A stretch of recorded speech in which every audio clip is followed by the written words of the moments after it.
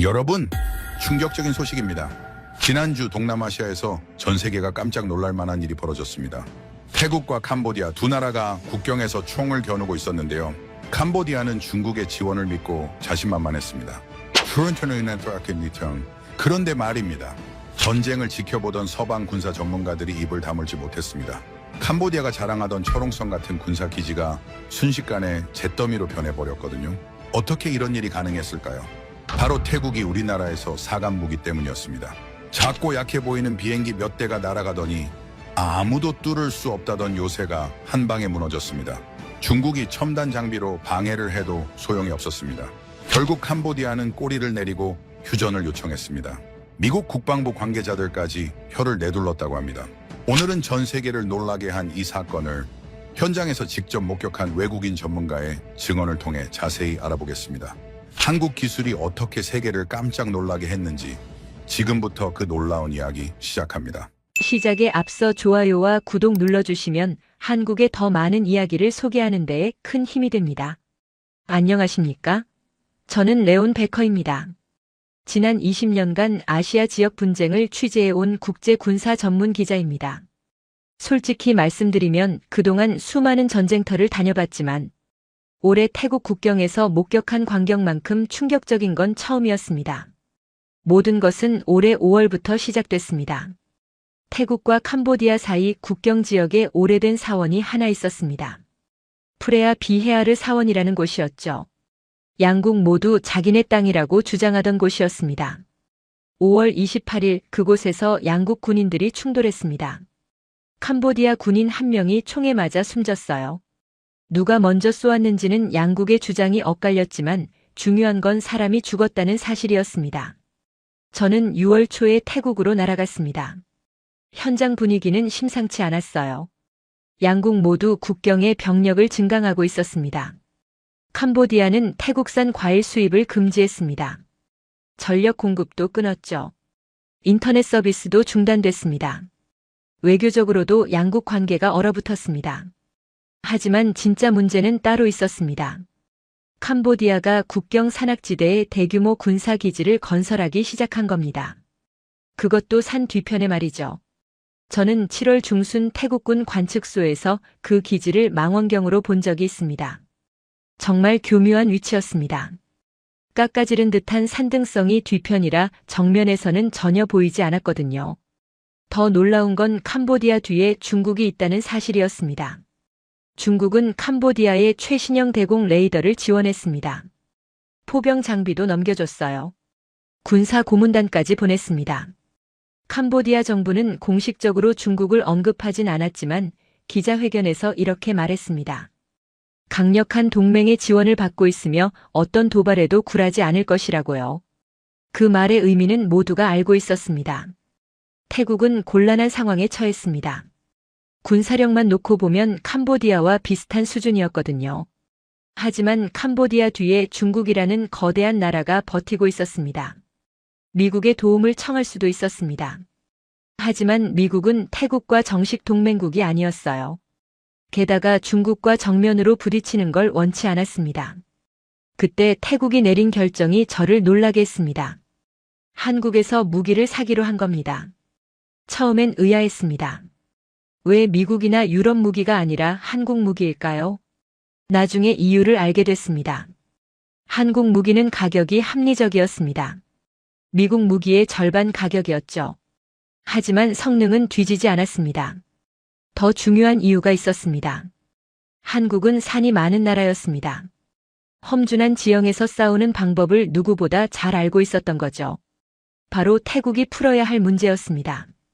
산 뒤에 숨은 적을 어떻게 공격할 것인가.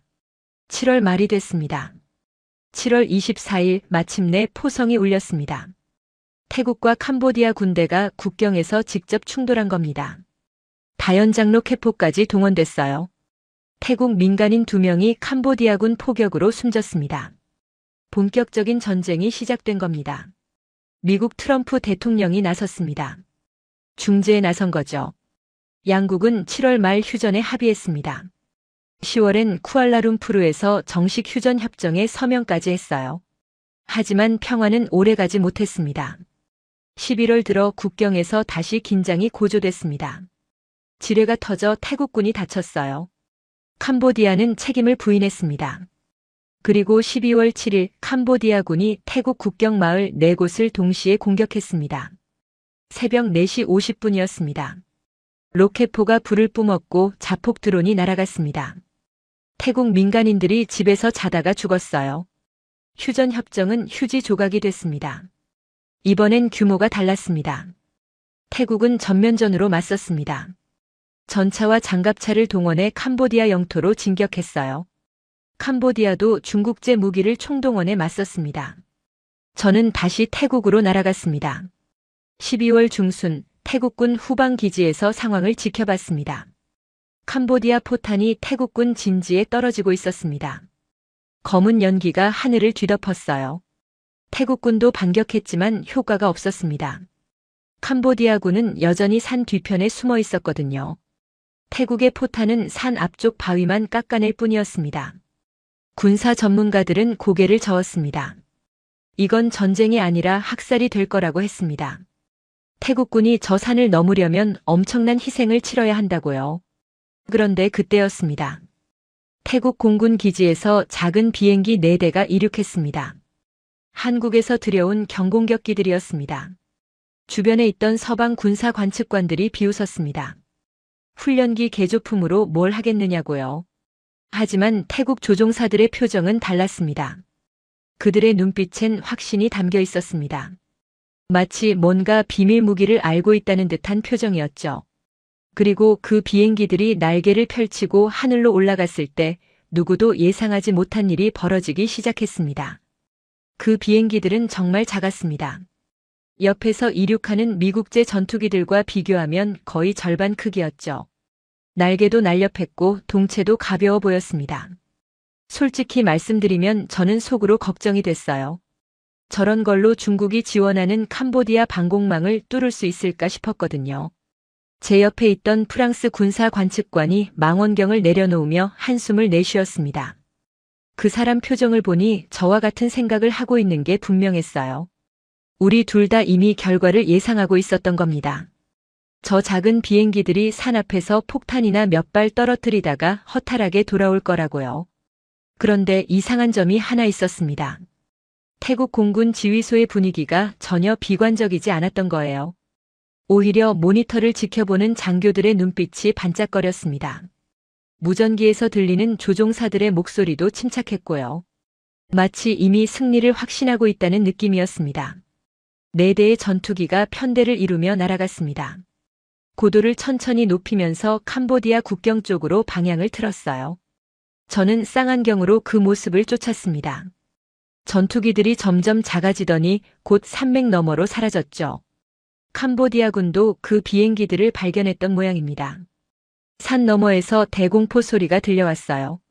둔탁한 폭발음이 연달아 터졌습니다. 하지만 전투기들은 피해를 입지 않았어요. 워낙 작고 빠르게 움직였거든요. 그리고 잠시 후였습니다. 전투기들이 갑자기 급선회를 했습니다. 산맥을 정면으로 돌진하는 게 아니라 옆으로 크게 돌면서 고도를 낮추기 시작한 거예요. 이게 무슨 움직임인가 싶었습니다. 저렇게 산 옆구리를 따라 날면 뭐 하겠다는 건지 이해가 안 됐죠. 태국 지휘소에서 무전이 들렸습니다. 조종사의 목소리였어요. 타겟 확인 완료, 무기 투하 준비라는 내용이었습니다. 그 순간 전투기들의 날개 아래에서 무언가가 떨어져 나갔습니다. 검은색 물체 여러 개가 공중으로 방출됐어요. 저는 당연히 그게 일반 폭탄이라고 생각했습니다.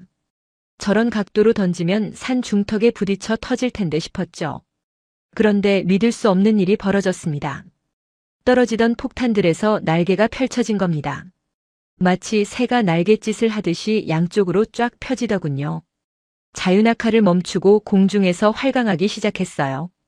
그건 폭탄이 아니라 살아있는 생명체 같았습니다. 더 놀라운 건 그 다음이었습니다. 그 폭탄들이 산맥의 능선을 따라 날아가기 시작한 거예요. 마치 길을 아는 것처럼 정확하게 산등성이를 타고 넘어갔습니다. 바람을 타는 독수리처럼 우아하게 미끄러지듯 날았죠. 저는 입을 다물 수가 없었습니다. 물리적으로 말이 안 되는 광경이었거든요. 폭탄이 어떻게 스스로 방향을 바꿀 수 있단 말입니까? 엔진도 없는데 어떻게 저렇게 먼 거리를 날아갈 수 있죠? 옆에 있던 프랑스 관측관이 제 팔을 잡았습니다. 그 사람 손이 떨리고 있었어요. 저것 좀 보십시오. 저게 대체 뭡니까? 하고 물었지만 저도 대답할 수가 없었습니다. 폭탄들은 산 정상을 넘어 반대편으로 사라졌습니다.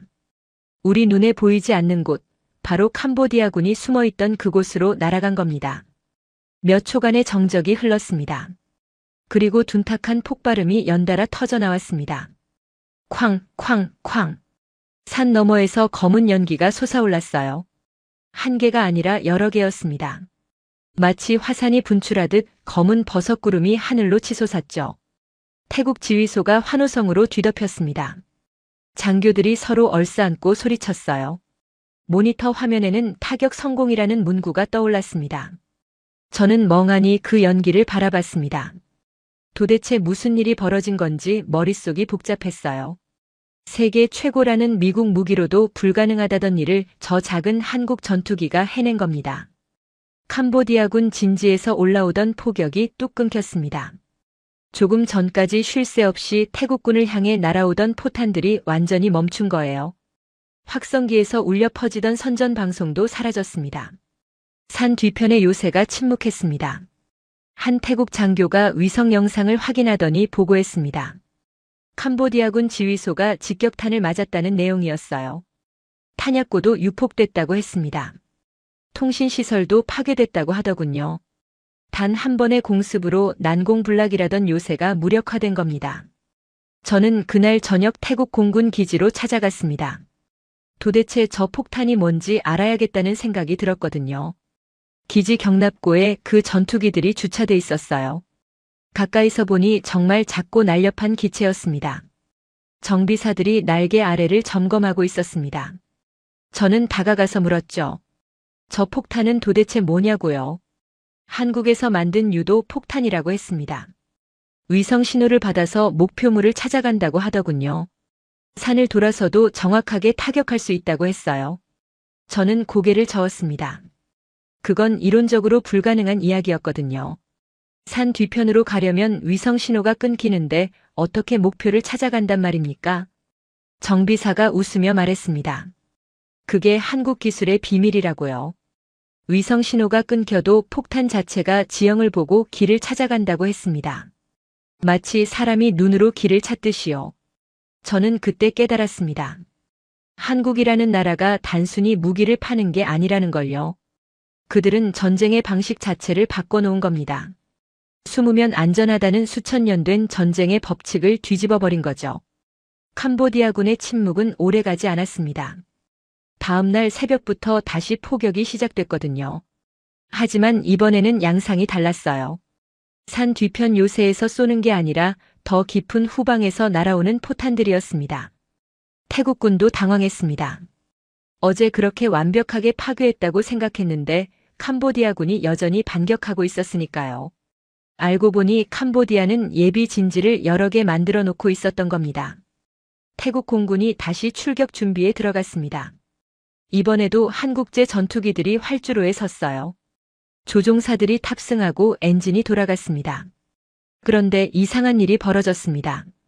전투기들이 이륙하자마자 통신이 두절된 거예요. 지휘소에서 무전을 보냈지만 응답이 없었습니다. 조종사들의 목소리도 들리지 않았어요. 레이더 화면을 보니 전투기들의 위치가 제대로 표시되지 않았습니다. 희미하게 깜빡거리다가 완전히 사라지기를 반복했죠. 지휘소가 술렁이기 시작했습니다. 장교들이 급하게 장비를 점검했어요. 통신 장애인지 레이더 고장인지 확인하려 했습니다. 하지만 곧 진짜 문제가 뭔지 밝혀졌습니다.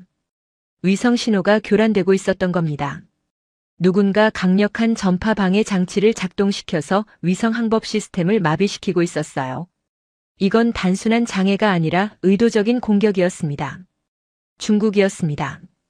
캄보디아 후방 깊은 곳에서 거대한 전파 방해 신호가 발신되고 있었어요.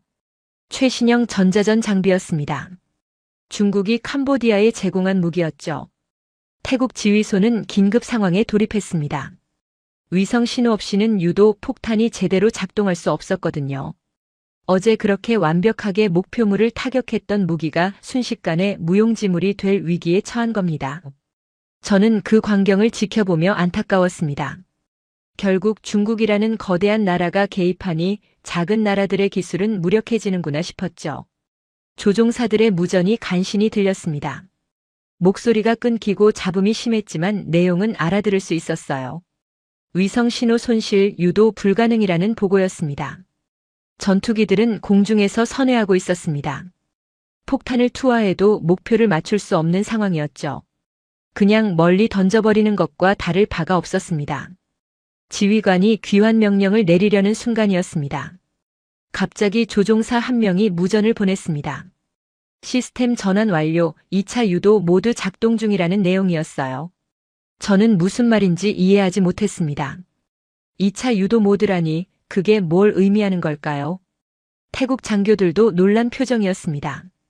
하지만 그들은 곧 안도의 한숨을 내쉬었어요. 마치 예상했다는 듯한 반응이었습니다. 전투기들이 다시 임무를 수행하기 시작했습니다. 폭탄을 투하했어요. 이번에도 날개가 펼쳐지면서 활강했습니다. 그런데 움직임이 조금 달랐습니다. 어제는 매끄럽게 산을 넘어갔는데 오늘은 약간 흔들리면서 날아갔어요.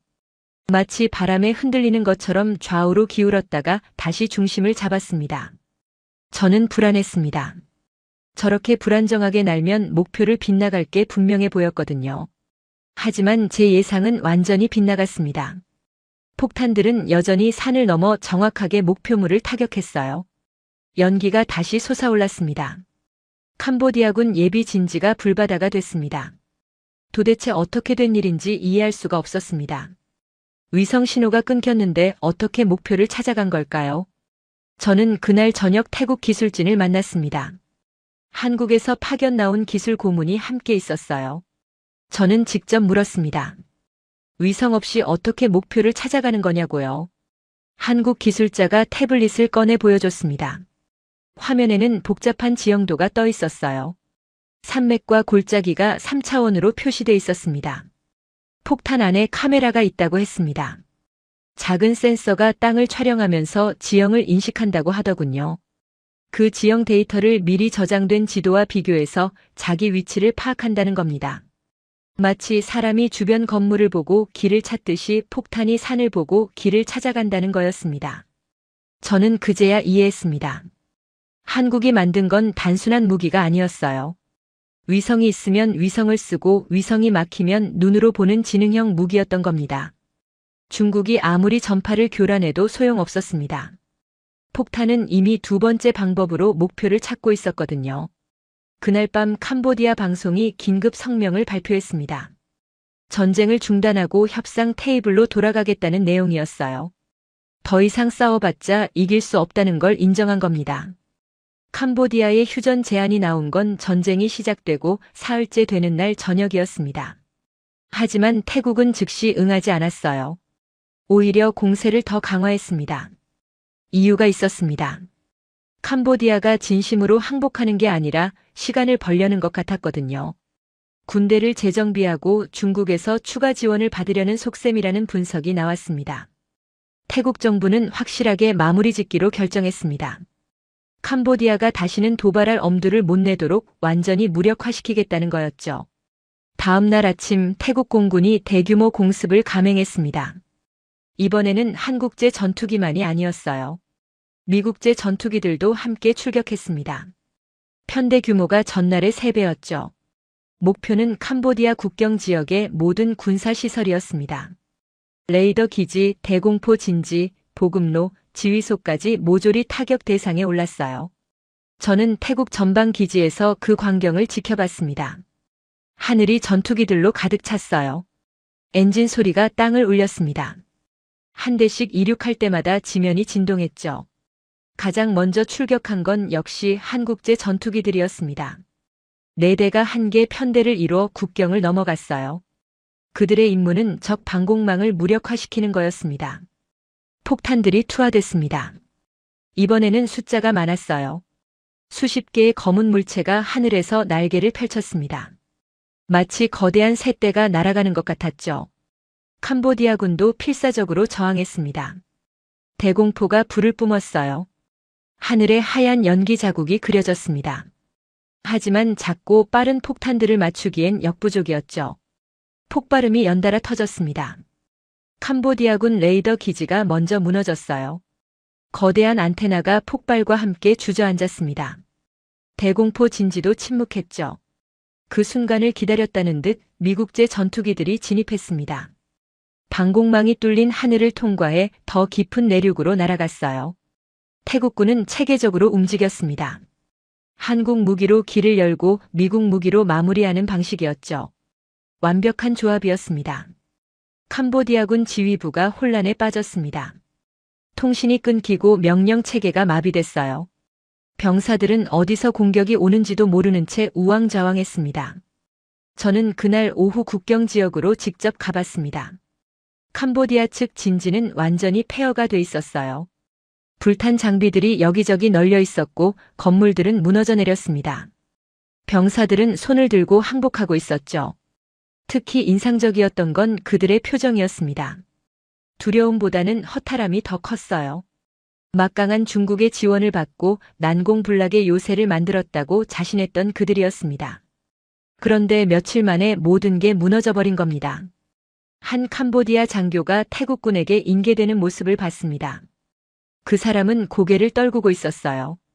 자존심이 완전히 꺾인 표정이었습니다. 통역을 통해 들은 그의 말이 아직도 기억에 남습니다. 우리는 산 뒤에 숨으면 안전하다고 믿었다는 거였어요.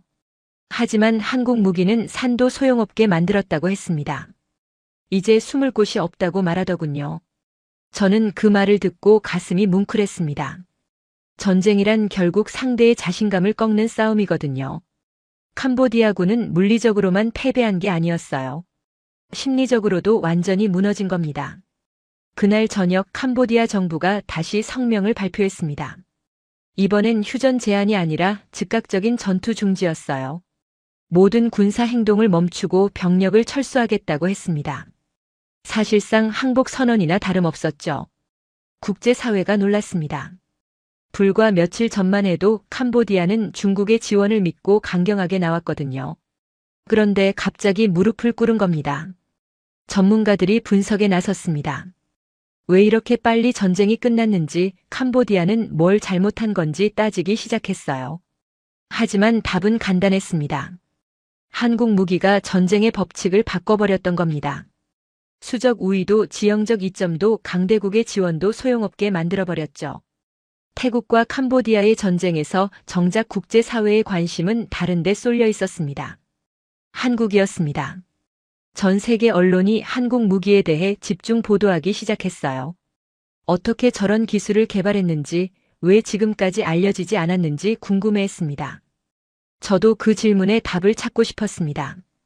그래서 전쟁이 끝나고 일주일 뒤 한국으로 날아갔어요. 서울에 도착하니 분위기가 묘했습니다. 거대한 승리를 거뒀는데도 거리는 평온했어요. 사람들은 여전히 출근하고 카페에서 커피를 마시고 있었습니다. 마치 전쟁 같은 건 없었다는 듯이요. 언론도 조용했습니다. 몇몇 뉴스에서 다뤘지만 톱 기사는 아니었어요. 오히려 국내 정치나 연예인 소식이 더 크게 보도되고 있었습니다. 저는 이상했습니다. 자기네 무기가 세계를 놀라게 했는데 왜 조용한 걸까요? 한국 국방부에 인터뷰를 요청했습니다. 담당자를 만났어요. 중년의 공무원이었는데 차분한 인상이었습니다. 저는 물었습니다. 왜 이렇게 조용하게 대응하시냐고요? 다른 나라 같으면 대대적으로 홍보했을 텐데 한국은 왜 그러지 않느냐고요? 그분이 차를 한 모금 마시고 대답했습니다. 우리는 무기를 팔아서 전쟁을 부추기고 싶지 않다고 하더군요. 목적은 평화를 지키는 거지 전쟁에서 이기는 게 아니라고 했습니다. 너무 크게 떠들면 주변국들이 자극받아서 군비 경쟁이 시작된다고 했어요. 그럼 오히려 평화가 깨진다는 겁니다. 저는 그 말을 듣고 할 말을 잃었습니다. 무기를 만드는 나라가 평화를 말하다니 처음엔 위선처럼 들렸거든요. 하지만 곰곰이 생각해보니 이해가 됐습니다. 한국은 강대국이 아니었습니다. 주변에 중국, 일본, 러시아 같은 큰 나라들에 둘러싸여 있었죠. 조용히 하지 않으면 오히려 위협받을 수 있는 위치였습니다. 그래서 그들은 조용히 강해지는 길을 택한 겁니다. 과시하지 않지만 필요할 때 확실하게 보여주는 방식이었어요. 저는 무기 개발 과정에 대해서도 물었습니다. 어떻게 저런 기술을 만들어냈는지, 얼마나 오래 걸렸는지 궁금했거든요. 담당자가 자료를 보여줬습니다. 개발 기간이 10년이 넘었다고 하더군요. 수백 명의 연구원이 매달렸다고 했습니다. 특히 인상적이었던 건 지형 데이터 수집 과정이었습니다.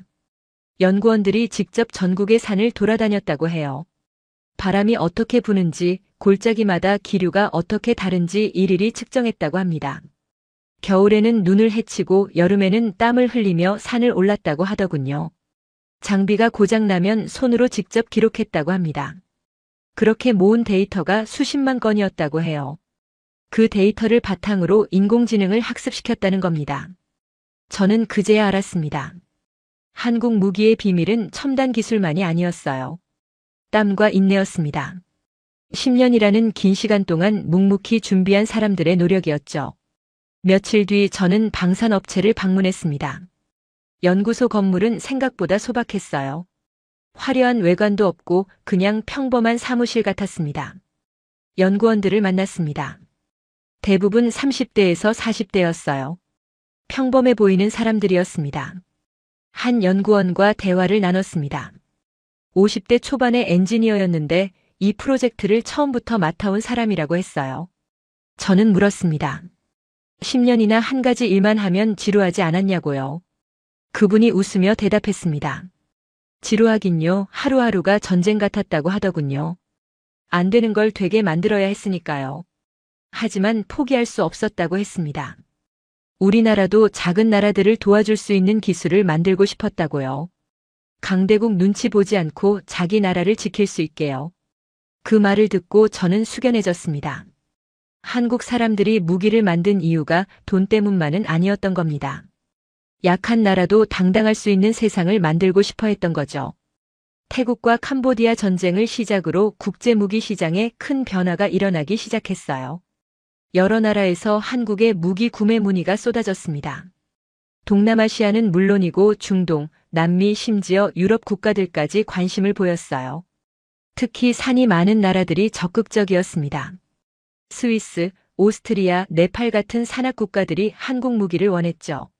산 뒤에 숨은 적을 타격할 수 있다는 점이 매력적이었던 겁니다. 저는 그 과정을 취재하며 흥미로운 걸 발견했습니다. 한국이 무기를 팔 때 조건을 달았다는 거예요. 돈만 내면 파는 게 아니라 사용 목적을 꼼꼼히 확인했습니다. 방어용인지 공격용인지 민간인 피해는 없을지 따졌어요. 인권을 탄압하는 독재 국가에는 아예 팔지 않았습니다. 어떤 중동 국가가 큰 돈을 제시하며 구매하려 했대요. 하지만 한국은 거절했습니다. 그 나라가 이웃 나라를 침략할 가능성이 있다고 판단했기 때문이었죠. 저는 한국 정부 관계자에게 물었습니다.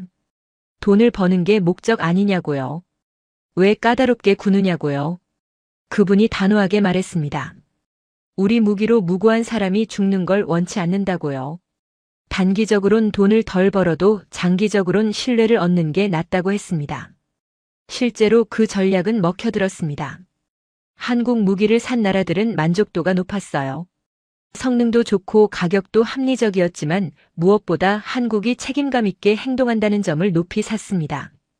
다른 무기 수출국들도 변화를 감지했습니다.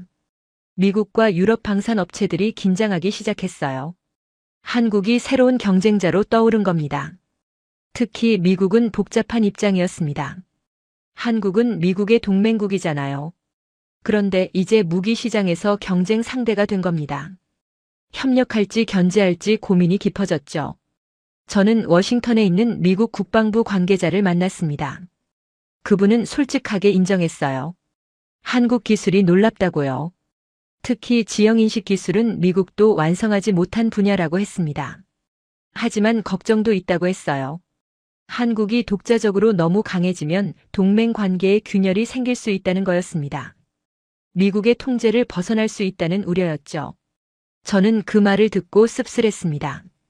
강대국은 약소국이 약하게 남아있길 바라는구나 싶었거든요.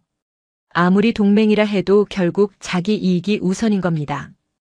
반면 한국은 달랐습니다. 자기들이 강해진다고 동맹을 저버리지 않았어요. 오히려 미국과 협력을 강화했습니다. 한국 무기와 미국 무기를 함께 쓰면 더 효과적이라는 걸 보여줬죠. 태국 전쟁이 그 증거였습니다. 한국제 전투기가 길을 열고 미국제 전투기가 뒤따르는 방식이었잖아요.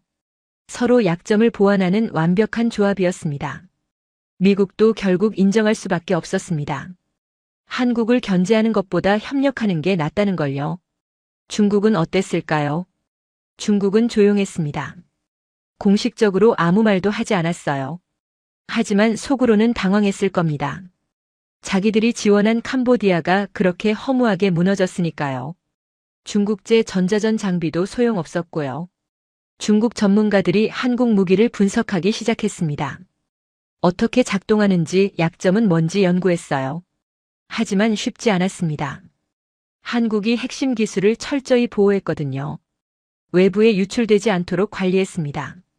중국이 몇몇 나라를 통해 한국 무기를 입수하려 시도했다는 소문도 돌았어요. 하지만 한국은 판매한 모든 무기에 추적 장치를 달았습니다. 제3국으로 재판매하는 걸 막기 위해서였죠. 결국 중국은 자체 개발에 나섰습니다. 한국과 비슷한 기술을 만들려고 투자를 늘렸어요. 하지만 시간이 문제였습니다. 한국이 10년 걸려 만든 기술을 단기간에 따라잡기는 어려웠거든요. 특히 실전 데이터가 없는 게 큰 약점이었습니다. 휴전 협상이 진행되고 동남아시아 전체의 분위기가 바뀌었습니다. 전쟁 전까지만 해도 여러 나라가 국경 문제로 갈등을 빚고 있었어요. 베트남과 필리핀, 말레이시아와 인도네시아도 영토 분쟁이 있었습니다. 그런데 태국과 캄보디아 전쟁을 보고 나서 분위기가 달라졌어요. 전쟁이 얼마나 빨리 끝날 수 있는지 숨어도 소용없다는 걸 목격했기 때문이었습니다. 각국 정부가 대화에 나섰습니다. 무력보다 협상이 낫다고 판단한 거죠. 저는 싱가포르에서 열린 동남아 안보 회의를 취재했습니다. 여러 나라 국방장관들이 모였어요. 회의 분위기가 진지했습니다. 다들 한국 무기 이야기를 꺼냈어요. 앞으로 전쟁이 어떻게 변할지 논의했습니다. 한 베트남 장군이 말했습니다. 이제 지형적 이점이 무의미해졌다고요. 산도 바다도 더 이상 방패가 되지 못한다고 했습니다. 필리핀 국방장관은 다른 의견을 냈습니다. 오히려 이게 기회라고 했어요. 약한 나라도 스스로를 지킬 방법이 생겼다는 겁니다. 더 이상 강대국에만 의존하지 않아도 된다고 했죠.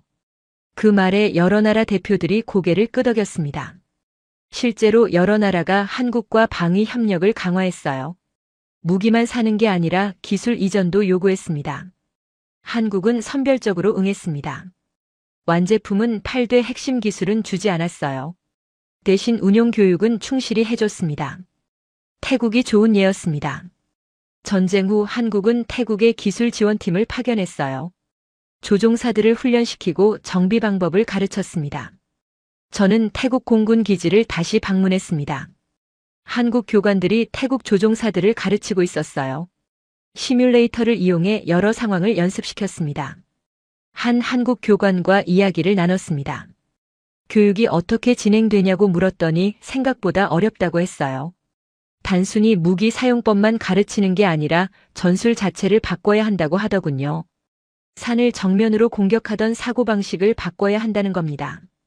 우회하고 활용하는 방법을 익혀야 한다고 했어요. 결국 무기만의 문제가 아니라 전쟁을 바라보는 시각의 문제라는 거였습니다. 저는 그 말이 인상적이었습니다. 한국이 판매한 건 무기만이 아니었어요. 전쟁에 대한 새로운 철학이었습니다. 힘으로 밀어붙이는 게 아니라 지혜롭게 풀어가는 방식이었죠. 놀라운 소식이 들렸습니다. 캄보디아도 한국에 접촉했다는 겁니다. 전쟁에서 진 나라가 상대편 무기를 만든 나라에 손을 내민 거예요. 처음엔 이해가 안 됐습니다. 자존심이 상하지 않을까 싶었거든요. 하지만 캄보디아 입장에서는 합리적인 선택이었습니다. 태국이 한국 무기로 무장했으니 자기들도 똑같이 무장해야 균형이 맞는다는 논리였어요. 그래야 다시는 일방적으로 당하지 않는다는 겁니다. 한국은 신중하게 검토했습니다. 단순히 돈벌이로만 보지 않았어요. 캄보디아에 무기를 팔면 지역 안정에 도움이 될지 따졌습니다.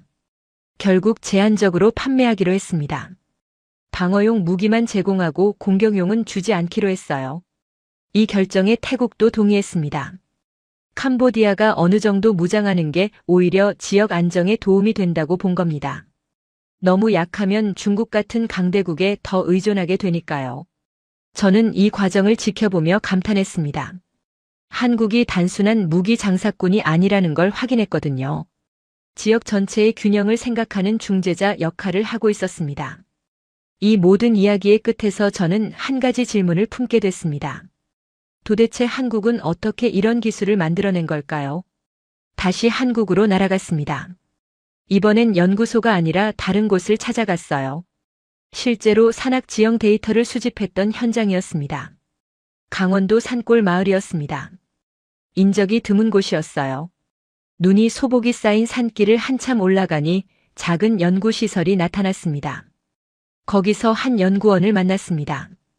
60대 후반의 노신사였어요.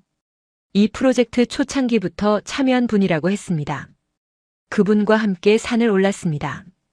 겨울 추위가 매서웠지만 그분은 익숙한 듯 걸었어요. 여기서 10년 넘게 데이터를 수집했다고 하더군요. 사계절 내내 바람을 측정하고 기류를 기록했다고 합니다. 왜 이렇게 힘든 일을 했느냐고 물었습니다. 그분이 멈춰서서 산을 바라봤어요. 그리고 조용히 말했습니다. 우리나라도 산이 많다고요. 전쟁이 나면 이 산들이 마지막 보루가 될 거라고 했습니다. 그래서 산을 잘 알아야 한다고 생각했다고요. 또 다른 이유도 있었습니다. 우리처럼 산 많은 나라들을 돕고 싶었다고 했어요. 약한 나라들도 지형을 이용해 스스로를 지킬 수 있게 말이죠. 저는 그분의 눈빛을 보며 뭉클했습니다. 돈이나 명예가 아니라 진심으로 평화를 바라는 마음이 느껴졌거든요. 하산하면서 그분이 더 많은 이야기를 들려줬습니다. 초기엔 장비도 변변치 않았다고 해요. 직접 들고 다니며 측정했다고 합니다. 겨울엔 얼어붙고 여름엔 땀에 젖으면서요. 한 번은 폭우가 쏟아져서 장비가 다 망가진 적도 있었대요. 몇 달치 데이터가 날아갔다고 합니다. 하지만 포기하지 않고 다시 시작했다고 하더군요. 동료 중엔 다친 사람도 있었다고 해요. 가파른 산길에서 미끄러져 다리를 다친 연구원도 있었답니다. 그래도 회복하자마자 다시 산에 올랐다고요. 저는 물었습니다. 그렇게까지 해야 했냐고요. 그분이 고개를 끄덕였습니다. 우리가 안 하면 누가 하겠느냐고 반문하더군요. 강대국들은 이런 기술에 관심이 없다고 했습니다. 그들은 힘으로 밀어붙이는 무기만 만들 뿐이라고요. 하지만 약한 나라들에게 필요한 건 다르다고 했습니다. 적은 비용으로 효과적으로 지킬 수 있는 기술이라고요. 저는 서울로 돌아와서 더 많은 사람들을 만났습니다. 설계를 맡았던 엔지니어, 프로그램을 짠 개발자, 시험 비행을 했던 조종사들을 인터뷰했어요. 공통점이 있었습니다. 다들 자기 일에 자부심을 갖고 있었다는 거예요. 하지만 겸손했습니다. 자랑하지 않았어요. 한 개발자가 말했습니다. 우리가 한 일은 당연한 거라고요. 나라를 지키는 게 우리 역할이니까요. 또 다른 엔지니어는 이렇게 말했습니다. 우리 기술이 전쟁을 막는 데 쓰이길 바란다고요. 전쟁에서 이기는 게 아니라 전쟁 자체를 막는 거라고요. 저는 그제야 완전히 이해했습니다. 한국이 만든 건 단순한 무기가 아니었어요. 평화를 지키는 도구였습니다. 약한 나라도 당당할 수 있게 만드는 힘이었죠. 이 취재를 마치고 저는 유럽으로 돌아왔습니다. 보고서를 쓰면서 많은 생각을 했어요. 세상에는 두 종류의 힘이 있다는 걸 깨달았습니다. 하나는 남을 굴복시키는 힘입니다. 크고 강력해서 위협적인 힘이죠. 다른 하나는 자신을 지키는 힘입니다. 작지만 정교하고 지혜로운 힘입니다. 한국이 선택한 건 후자였습니다. 그들은 세계 최강이 되려 하지 않았어요. 대신 필요한 나라들에게 도움을 주는 길을 택했습니다. 저는 이 보고서를 여러 나라 정부에 제출했습니다. 한국의 사례를 배우라고 권했어요. 무기는 전쟁을 위한 도구만이 아니라 평화를 지키는 수단이 될 수 있다고 말했습니다. 몇몇 나라가 관심을 보였습니다. 한국 방식을 연구하기 시작했어요. 변화는 느리지만 분명히 일어나고 있었습니다. 태국과 캄보디아 전쟁은 일단락됐지만 그 영향은 계속되고 있습니다. 동남아를 넘어 세계 곳곳에서 한국 무기가 평화를 지키는 도구로 쓰이고 있어요. 저는 가끔 그 강원도 산골을 떠올립니다. 눈 덮인 산을 묵묵히 오르던 그 연구원의 뒷모습이 기억에 남아요. 세상을 바꾸는 건 화려한 연설이나 거대한 군대가 아니었습니다. 보이지 않는 곳에서 묵묵히 일하는 사람들이었어요. 한국의 진짜 힘은 그런 사람들에게서 나왔습니다. 10년을 한결같이 산을 오르고 데이터를 모으고 기술을 갈고 닦은 사람들 말입니다. 그들이야말로 진짜 영웅이었습니다. 오늘 사연은 여기까지입니다. 세계가 놀란 한국 기술의 비밀 스토리 어떠셨나요? 사연의 주인공에게 응원의 댓글을 남겨주세요. 지금까지 감동정거장에서 사연 전해드렸습니다. 사연이 마음에 드셨다면 좋아요와 구독 부탁드립니다. 시청해주셔서 감사합니다. 감사합니다. 감사합니다. 감사합니다.